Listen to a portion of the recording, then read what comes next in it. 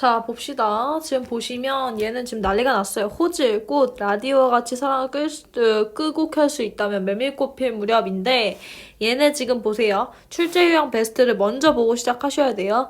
보시면 호질은 기본적으로 이제 조선 후기 소설 중에 하나인데 거기에서 이제 나오는 게 풍자와 해악이에요. 그러니까 여기는 이제 연한 박지원 선생이 쓴 글인데 기본적인 것부터 말씀드리면 양반 비판을 위해서 쓴 글이거든요.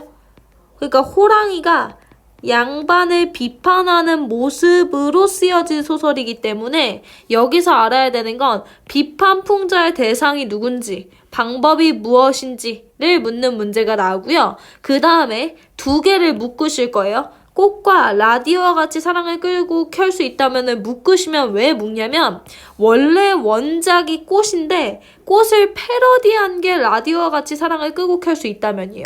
그러니까 원래 꽃이 원작이고 원작을 조금 변형한 것이 라디오라는 거. 그래서 알아두셔야 되는 건 패러디를 함으로써 주제가 바뀌거든요. 그래서 요 두 작품을 묶어서 보셔야 됩니다. 묶어서 보셔야 되고 이게 원작을 패러디한 거다 보니까 공통점이 있고요. 차이점이 있어요. 그거 알아두셔야 돼요. 그 다음에 보세요. 그 다음에 또 봐야 되는 게 뭐냐면 꽃과 배를 매며 저녁에 라는 거 다 시잖아요. 현대시잖아요. 그래서 현대시와 연결되도록 표현법이나 뭐 시의 구성 같은 거 알아둬야 된다라는 얘기고요. 그 다음에 메밀꽃 필 무렵 같은 경우도 지금 뭡니까? 원작 소설에 대해서 묻는 문제라고 얘기해서 나오는데요. 한번 쭉 보도록 하겠습니다. 그래서 제가 쭉 있는데 볼게요. 자, 아까 호질 같은 경우에는 풍자의 대상이 누군지 봐야 된다라고 제가 얘기했죠. 자, 범이라고 할 때 중요한 거는 여기서 범입니다. 범이 호랑이에요.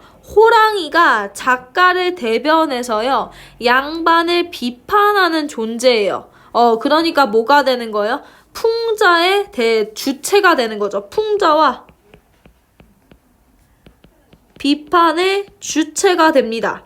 그랬을 때 누구를 비판한다? 대상은 양반이다. 근데 양반을 왜 비판하느냐라고 할 때 양반이 너무 허세가 심하다는 거죠. 그것을 비판한다라는 겁니다. 이해되세요?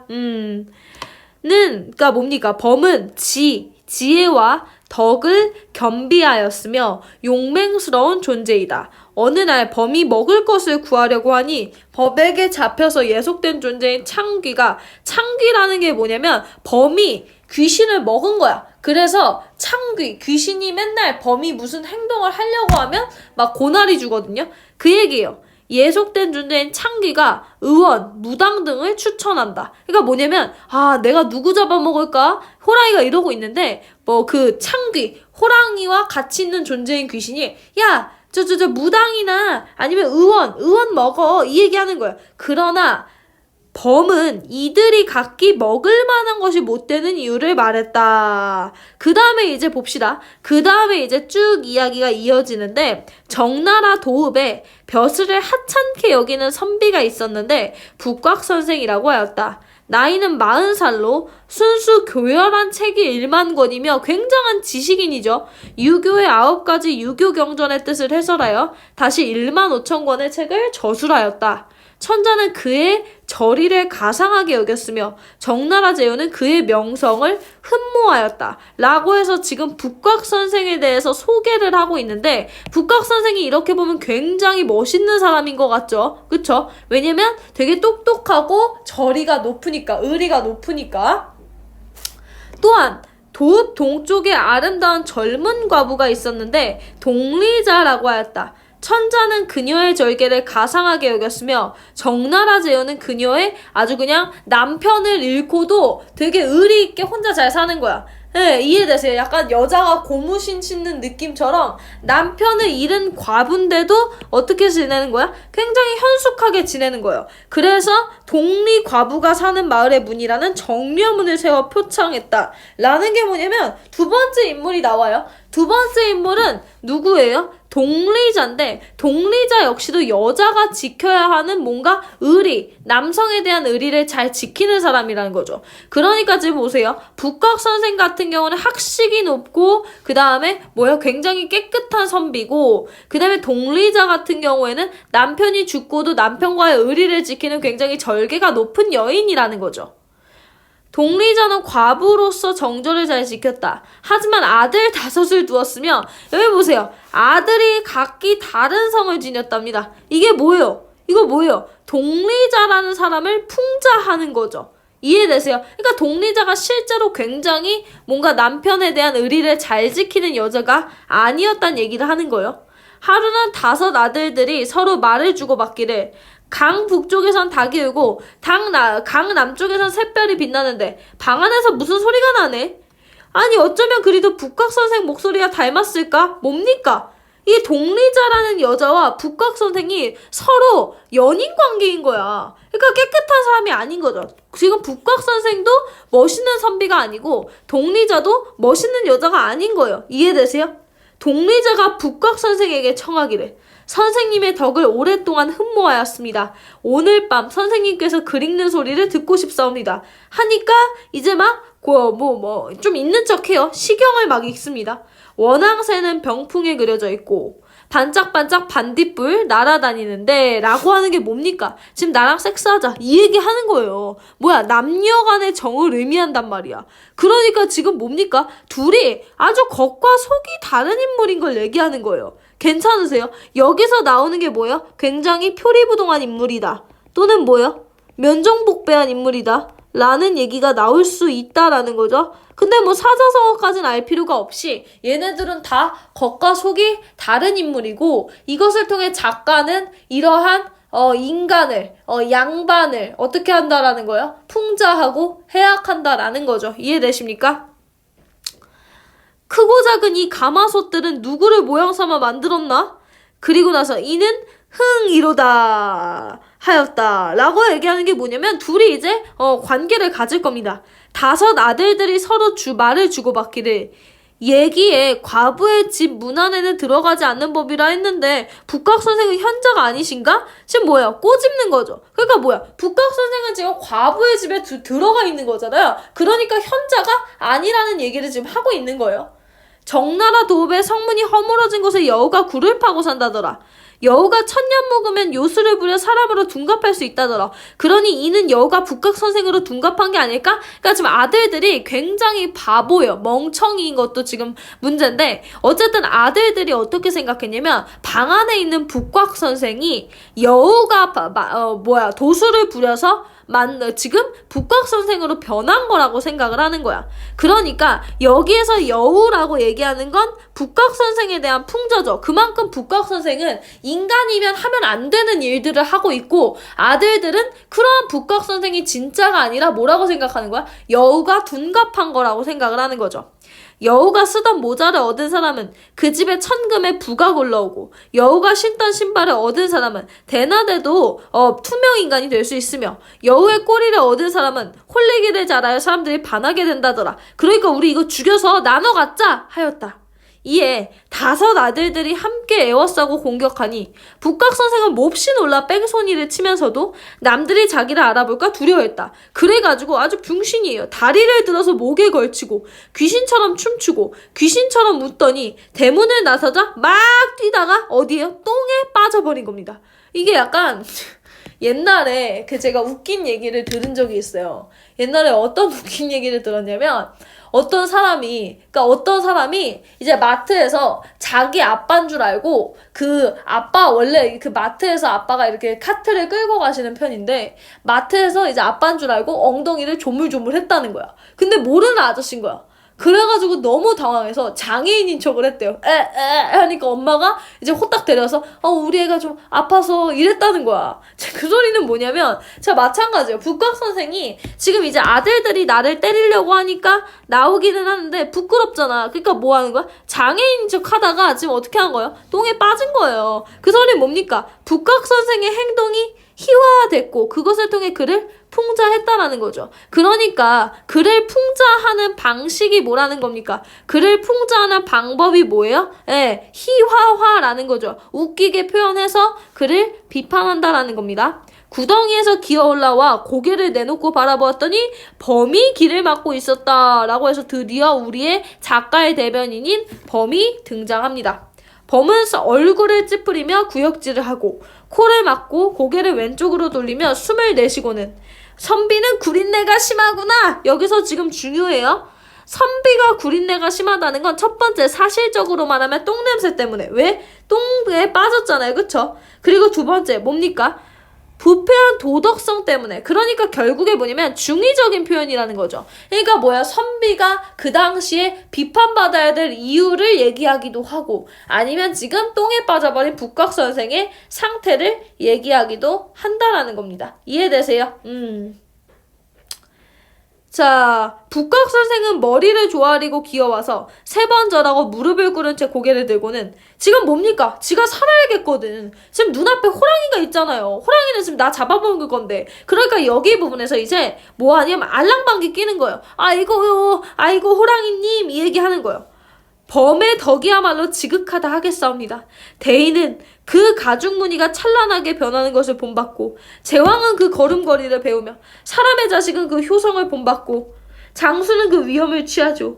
명성이 신령스러운 용과 나란히 드높아 하나는 바람을 일으키고 하나는 구름이 일으키니 하계에 사는 이 천한 신하는 감히 그 아랫자리에서 모시고자 하옵니다. 뭡니까? 지금 뭐예요? 범에게 아첨하는 거예요. 뭐하기 위해서? 살기 위해서 하였다. 그러자 범이 이렇게 꾸짖었다. 가까이 오지 말라. 예전에 듣기는 유는 유라더니 이게 뭐예요? 선비들은 아첨하다더니 라는 얘기입니다. 예, 그 소리 뭡니까? 한자가 발음은 똑같은데 뜻이 다른 걸 가지고 얘기하는 거죠. 이런 게 뭐가 있냐면 옛날에 제가 학생 중에 석주라는 학생을 가르쳤어요. 석주. 홍석주라는 학생을 가르쳤는데 걔가 진짜 머리가 너무 나쁜 거야. 그래서 내가 맨날 이 석주라는 말이 돌석자겠습니까? 그건 아니에요. 근데 제가 뭐라고 했냐면 야, 너 돌머리지. 너 돌주지, 돌주. 막 이렇게 얘기했거든요. 마찬가지예요. 유는 유라더니 라고 할 때 이 유와 이 유는 글자는 같지만 뜻이 다르죠. 이런 걸 뭐라 하냐? 동음, 이의, 어라고 얘기해요. 그것을 통해 뭘 얘기하는 겁니다?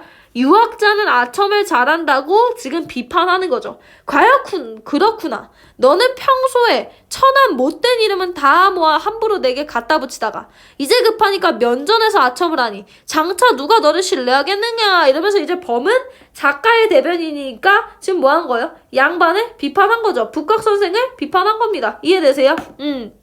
북각 선생은 이제 뭡니까? 결국에 계속 아첨해요. 계속 아첨하다가 이제 고개를 들어보니까 뭡니까? 범이 사라져요. 그러니까 이제 뭐야? 범한테 아첨하다가 고개를 숙이고 있었는데 밭을 갈던 농부가 왜 고개 숙이고 계세요? 이러니까 하늘과 땅한테 예를 갖추고 있었다라고 둘러댑니다. 이게 위선적 태도라는 게 무슨 뜻이야? 허세 부린다라는 거예요. 그러니까 걔 지금까지 범한테 안 잡아먹기 위해서 범한테 아첨했죠. 알랑방귀 끼었죠. 근데 범이 사라지고 나니까 농부가 선비님 왜 그러고 계세요? 하니까 하늘과 땅한테 예를 드렸노라 이러면서 지금 허세 부리는 거예요.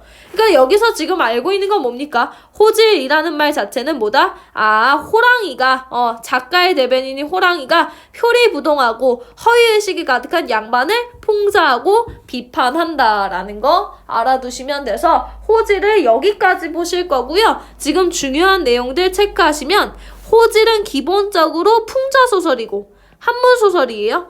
무엇을 풍자하느냐라고 물으면 양반의 허례허식, 허위의식, 허세를 풍자한다라는 거죠. 그럼 어떻게 풍자해요?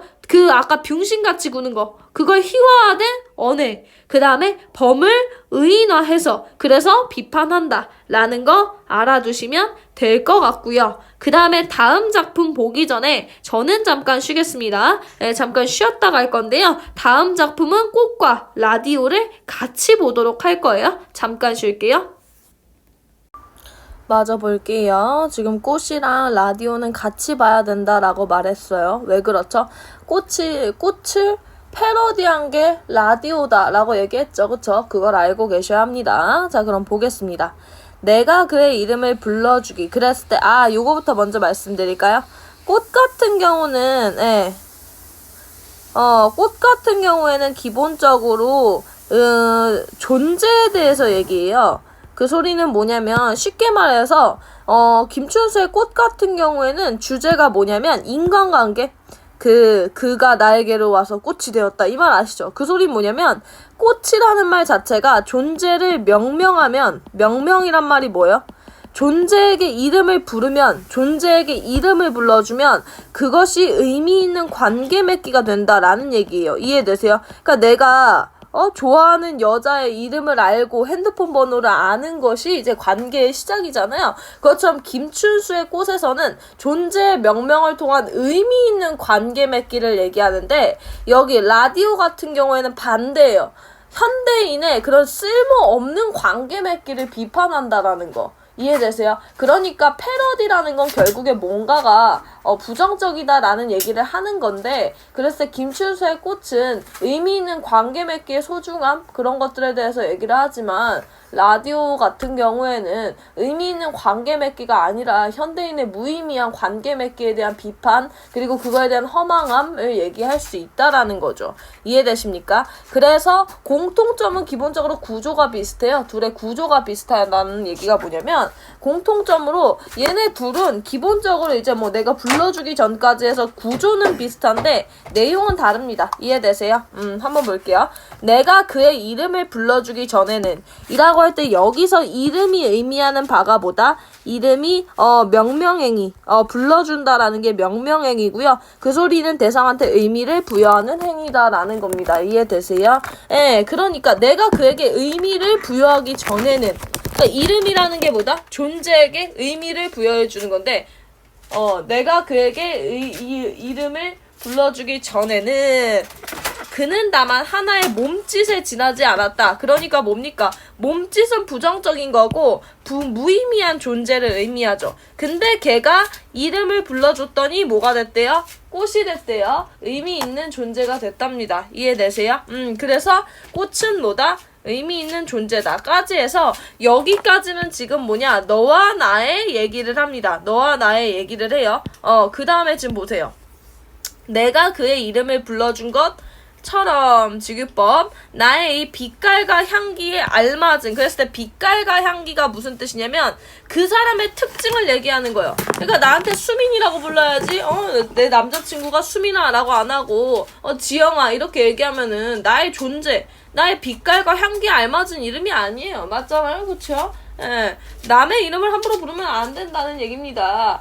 그 소리 뭡니까? 나의 이 빛깔과 향기는 나의 특성에 알맞은, 누가 나의 이름을 불러? 다오 청유형이죠. 다오 청유형이고요. 그에게로 가서 나도 그의 꽃이 되고 싶다. 그 소리 뭡니까? 나도 누군가에게 의미 있는 존재가 되고 싶다라는 뜻으로 여기까지는 지금 나와 너의 얘기를 해준 거죠. 그리고 나서 그게 확장됩니다. 우리들은 이라고 나오기 때문에 의미가 확장돼요. 우리들은 모두 무엇이 되고 싶다라고 할 때 무엇도 역시나 의미 있는 존재죠. 그쵸? 그래서 지금 여기서 알아야 될 건 개인적인 소망이 전체 소망으로 확대됐다는 거. 너는 나에게, 나는 너에게. 문장 비슷하죠? 됐고.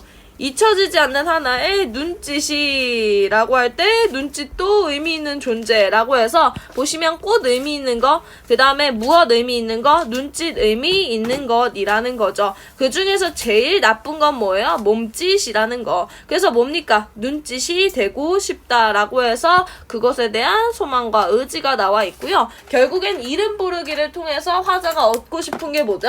의미 있는 관계를 갖고 싶어 한다라는 거 알아두시면 되고, 그 다음에 뒤로 넘어가서 다음 작품 한번 보도록 하겠습니다. 내가 단추를 눌러주기, 아까 이름이랑 똑같죠? 이름을 불러주기 전에는 그는 다만 하나의 라디오에 지나지 않았다 해서 라디오도 역시나 무의미한 존재고 단추가 명명행위랑 똑같죠. 그래서 제가 아까 얘기했듯이 운율과 구조가 매우 비슷해요. 형식적인 면은 비슷한데 내용적인 면은 하나도 비슷하지 않습니다. 그래요. 내가 그에게 단추를 눌러주었을 때 그는 나에게로 와서 전파가 되었다. 그럼 전파는 뭡니까? 의미가 있는 존재인 것 같지만 제가 아까 얘기했잖아요. 여기서는 인간관계에 대해서 되게 부정적으로 얘기한다고. 그래서 지금 뭡니까? 전파는 일단 사랑의 감정인데 이게 눈에 보이지 않죠. 그래서 이걸 뭐예요? 추상적이고 관념적인 사랑이라는 의미를 구체적인 사물을 활용해서 드러냈다라는 거죠. 어쨌든 내가 그의 단추를 눌러준 것처럼 누가 와서 나의 굳어버린 핏줄과 황량한 가슴 속에 버튼을 눌러다오 라고 할 때 굳어버린 핏줄과 황량한 가슴 속은 고독과 소외감을 얘기하고 그에게로 가서 나도 사랑이 되고 싶다라고 얘기했는데 지금 보세요. 제일 중요한 건 마지막 문단입니다. 우리들은 모두 사랑이 되고 싶다라고 얘기했는데 끄고 싶을 때 끄고 켜고 싶을 때 켜는 라디오 무슨 소리예요? 사랑을 지 맘대로 하고 싶다는 얘기예요. 이걸 뭐라 하죠? 인스턴트식 사랑이라고 하죠. 인스턴트식 사랑이 무슨 소리예요? 내가 원할 때만 필요에 의해서 그러니까 진정한 관계 맺기가 아니라는 얘기를 하는 겁니다. 이해되세요? 그래서 결국에 뭐예요? 쉽게 만나고 쉽게 헤어지는 현대인의 사랑을 비판하고 있고 주제가 원작과 매우 다르다는 얘기를 하는 겁니다. 이해되세요? 자, 그래서 여기 지금 보시면 꽃 같은 경우는 진정한 관계 맺음에 대한 얘기를 한다라는 거. 근데 그것을 철학적 의미 부여라는 게 뭐냐면 이름 부르기 이퀄 뭔가 관계 맺기라고 하는 게 철학적 의미 부여인데 라디오 같은 경우에는 뭐야? 풍자고 비판이 들어간다는 거죠. 뭐야? 진정한 관계 맺음이 아니라 쉽게 만나고 헤어지는 현대인의 사랑을 비판한다라는 거 알아두시면 되고요. 그렇기 때문에 패러디 기법 써서 통사 구조는 비슷하다. 근데 뭐가 다르다? 내용이 다르다라는 거 알아두시면 되겠습니다. 자, 그 다음에 마지막 작품 좀 볼까요? 메밀꽃 필 무렵 보도록 하겠습니다. 메밀꽃 필 무렵은 필요한 거 노란색으로 밑줄 칠 건데요. 메밀꽃 필 무렵 같은 경우에는 자, 지금 보세요. 갈래의 특성 알아둬야 된다고 했으니까 제가 한번 정리를 한번 해드릴까요? 일단은 종이를 보시면 기본적으로 갈래의 특성 말씀드릴게요. 일단 앞에서 봤던 지금 허생전이란다. 호질 같은 경우에는 뭐야? 호질 같은 경우는 우화예요.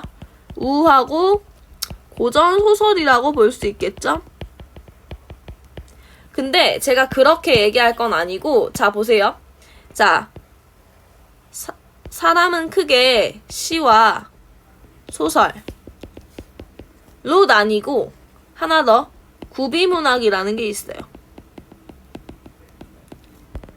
자, 그랬을 때 시라는 건 운율이 최고인 문학이죠. 그래서 지금 보시면 꽃이나 라디오 요 부분이 시죠. 운율, 리듬감, 함축 이런 특징을 갖고 있죠. 근데 고전시는 안 나와서 현대시만 지금 나와 있고요. 그 다음에 소설 중에서 지금 그래서 시가 현대시랑 고전시로 나뉘기는 하잖아요. 그랬을 때 소설 같은 경우에는 지금 뭐가 소설이에요? 여기에서 지금 보시는 호질 이 지금 소설인데 호질 같은 경우에는 우화예요. 우화가 뭐야? 동물이 등장하는 이야기고 그러면 항상 비판적인 얘기가 들어가 있다라는 건데 소설도 역시나 현대소설이랑 고전소설이 있기는 하죠. 그랬을 때 호질은 고전소설의 일부고요. 그리고 구비문학이라는 게 뭐냐면 말로 전해지는 문학들인데 대표적인 게 이제 판소리나 아니면은 뭔가 저번에 우리 배웠지 않아요? 뭘 배웠냐면 설화 배웠잖아요. 그게 구비문학이에요. 구비문학이 뭐냐면 입에서 입으로 전해지는 거. 장자못 이야기 배웠을 것 같은데 그게 구비문학이다 라는 거. 그 다음에 소설 말고 또 하나가 더 있죠. 뭐가 있어요? 시나리오가 있잖아요. 시나리오. 그러니까 극갈래가 있어요. 그러면 요번에 지금 보시는 메밀꽃 필 무렵이 시나리오고 극갈래라는 거죠.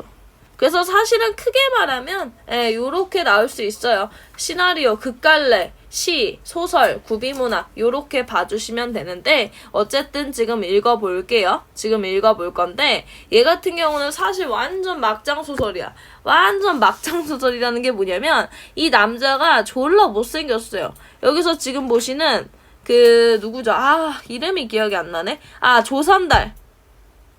아, 허생원. 이 허생원이 진짜 개 못생겼어요. 허생원이 진짜 개 존못이고 키도 작고 돈도 못 벌고 이러니까 여자를 만날 수가 없어요. 그리고 직업 자체가 여기저기 돌아다니면서 돈 버는 약간 돌아다니는 장사꾼이야. 그러니까 어느 여자가 좋아하겠니. 근데 허생원 인생에 운수 개 째진 날이 있었는데 그 운수 째진 날이 언제냐면 봉평이라는 데를 옛날에 장 때문에 갔었거든. 봉평이라는 데를 갔었는데 그때 이제 밤에 혼자 이제 목욕을 좀 하고 있었는데 어디서 존나 예쁜 여자가 울고 있는 거야. 졸라 예쁜 여자가 물레방아라는 게 이제 약간 휴게실 같은 데서 울고 있는 거야. 그래서 이제 허생원이 묻지. 왜 우십니까? 물으니까 그 여자가 뭐라 하겠어. 그 여자가 뭐라 했냐면 자기 아빠가 자기를 못생긴 애한테 팔라고 한다 이러니까 이제 허생원이 걔를 막 위로해준 거야. 그러다가 둘이 눈 맞아서 그날 하룻밤 잤어요. 그리고 났는데 사실 생각해보니까 그 여자가 존나 예뻤거든. 존나 예뻤으니까 내 인생에 좀 다시 없을 졸라 행운이다 이러면서 이제 다녀요. 그 얘기를 맨날 이제 장 돌아다닐 때마다 자기 친구한테 하는데 근데 새롭게 합류한 젊은이가 아무리 생각해도 걔가 걔네 엄마 얘기하는 게 내가 그때 봤던 그 여자인 것 같은 거야. 그러니까 다시 말해서 그 젊은이가 뭔 것 같은 거야? 내 아들 새끼인 것 같은 거지. 이해되세요? 그리고 실제로 자기 아들이 맞아요. 그래서 이게 지금 막장소설이라고 얘기하는 건데 볼게요. 봉평 장터에서 조선달과 함께 충주집을 찾은 허생원은 이게 지금 주인공이에요. 그곳에서 어린 장돌뱅이인 동희가 충주집에게 수작을 거는 걸 보고 심하게 나무란다. 세 사람은 대화장터로 가는 길을 동행하게 되고 허생원은 그 성서방네 처녀라는 게 그거예요. 존예녀. 존예녀와의 추억을 또 얘기합니다. 졸라 귀찮아요. 맨날 이 얘기예요. 동희는 자신의 성장 내력과 어머니에 대한 이야기를 하고 허생원은요. 동희가 자기 아들일 거라는 생각을 이제 합니다. 왜 그러냐면 졸라 약간 고전소설 같은 느낌이 나는 게 왜 그러냐면 왼손잡이라는 사실 때문에 그렇고 그리고 나서 이제 얘기를 들어보니까 걔네 엄마 모양이 약간 내가 봤던 그 여잔 것 같은 거야. 그리고 그 얘기를 하거든요. 동희가 우리 엄마가 하룻밤의 실수로 나를 낳았다고 했어요. 그리고 하룻밤의 실수는 그 물레방아에서 일어났다고 했고요. 하니까 그런 얘기가 약간 딱 자기 같은 거예요. 이해되세요? 그래서 지금 보세요. 그래서 지금 여기서 알아둬야 되는 건 메밀꽃필 무렵 같은 경우는 원작이 뭐냐? 소설이에요. 원작이 소설이니까 당연히 소설과 애니메이션 내용 전달 방식 묻겠죠. 그럴 때 소설 같은 경우에는 뭡니까? 대화나 아니면 서술자를 통해서 상황이 전달되지만 여기 같은 경우에는 뭐예요? 대사를 통해서 지시문을 통해서 사건에 대한 인물의 감정이 좀 뭐라 그래야 돼요? 돌려서 우회적으로 전달된다라는 걸 알고 계셔야 돼요. 그리고 지금 얘 같은 경우에는 지금 본문 보시면 아시겠지만 서술자가 있어요? 없어요? 없죠. 자, 샵 20 개울가 밤 개울을 건너 물 밖에 나온 두 사람 동희의 등에서 내린 허생원이 고맙다는 듯이 웃으며 동희의 등을 토닥인다. 진종이 실수만이 웬일이 허생원? 어쩐지 허생원은 조선달의 놀림에 변명을 한다. 낙이야 낙이 생각하다가 발 부러질 뻔했어. 말 안 했던가? 풀을 열심히 뜯어먹고 있는 당나귀들이 보인다. 저 꼴에 제법 새끼를 얻었단 말이지. 읍내 강릉집 파마에게 말일세. 허생원은 물에 젖은 옷을 벗어 힘줘 짜낸다. 동희도 목에 메고 있던 바지를 탈탈 턴다. 귀를 쫑긋 세우고 달랑달랑 뛰는 것이 낙이 새끼같이 귀여운 것이 있을까? 그것보다 나는 일부러 읍내를 도는 때도 있단네. 사람을 물에 빠진 대단한 낙이 새끼군. 이러면서 이제 허생원이 사실은 여기서 동희가 진짜 자기 아들일까를 생각하다가 물에 빠지거든요. 근데 낙이 때문이라고 이제 변명을 하는 거죠. 주막까지 부지런히들 가세나 뜰에 불을 피우고 후투지 씌워 나귀에겐 더운 물을 끓여주고 내일 대화장 보고 제천이다. 생원도 제천으로? 그러니까 뭐야 대화에서 이제 제가 얘가 떠돌아다니는 장사꾼이라고 얘기했잖아요. 그러니까 뭐야 제천으로 가는 거죠. 생원, 나기 위해 짐을 주섬주섬 챙기더니 고개 돌려 동이를 쳐다보며 오랜만에 가보고 싶어. 동행하려나 동이? 저야 가는 길이니까요. 그 소린 뭐냐면 이 허생원은 사실 오랜만에 가보고 싶다는 얘기가 거기에 지금 제천에 그 동이의 어머니가 있다라는 얘기를 들었어요. 근데 동이 어머니 누구예요? 자기가 좋아했던 성서방이잖아요. 아, 성서방네 처녀잖아요. 그러니까 거기에 가겠다고 얘기하는 거예요. 허생원은 동이가 들고 있는 채찍이 오른손이 아니라 왼손에 들려있다는 것을 발견한다. 그 소리 뭡니까? 순간적으로 동이 얼굴에서 성서방네 처녀 얼굴이 보인다. 이게 애니메이션 기법이고 그 소리 뭡니까? 요걸 통해서 동이가 허생원의 아들일지 모른다는 사실을 알려주는 거죠. 자신의 왼손에 들려있던 채찍을 내려다보던 생원은 나지막히 동이를 부른다. 동이 자네. 보이스 오버라는 게 뭐냐면 그러니까 사람이 화면에 없으면서 목소리만 보이는 거예요. 이해되세요? 네? 아닐세. 저만치 먼저 위로 올라가 있던 동이 쪽으로 올라가는 허생원. 세 사람은 하얗게 드넓은 메밀밭을 걸어간다. 라고 얘기해서 이효석의 원작 안재훈 극본인데요. 여기 보면 아시겠지만 애니메이션 대본이기 때문에 일단은 원작 소설이랑 거의 똑같습니다. 거의 똑같고요. 그 다음에 원작 소설의 느낌에 맞게 향토적이고 아름다운 분위기를 잘 살려냈다라는 장점이 있고요. 그리고 또 다른 점은 뭐겠어요? 보이스 오버 이런 식으로 애니메이션을 활용하기 위한 그런 기술들을 사용했다라는 거까지 알아두시면 되겠네요. 그렇게 해서 지금 갈래 특성까지 봐야 되는데 사실 갈래 특성을 보기보다는 글 각자를 보는 게 더 중요할 것 같습니다. 안 했으면 좀 큰일 날 것 같기는 하는데요. 여기서 일단은 멈추고 다음 작품 갑시다.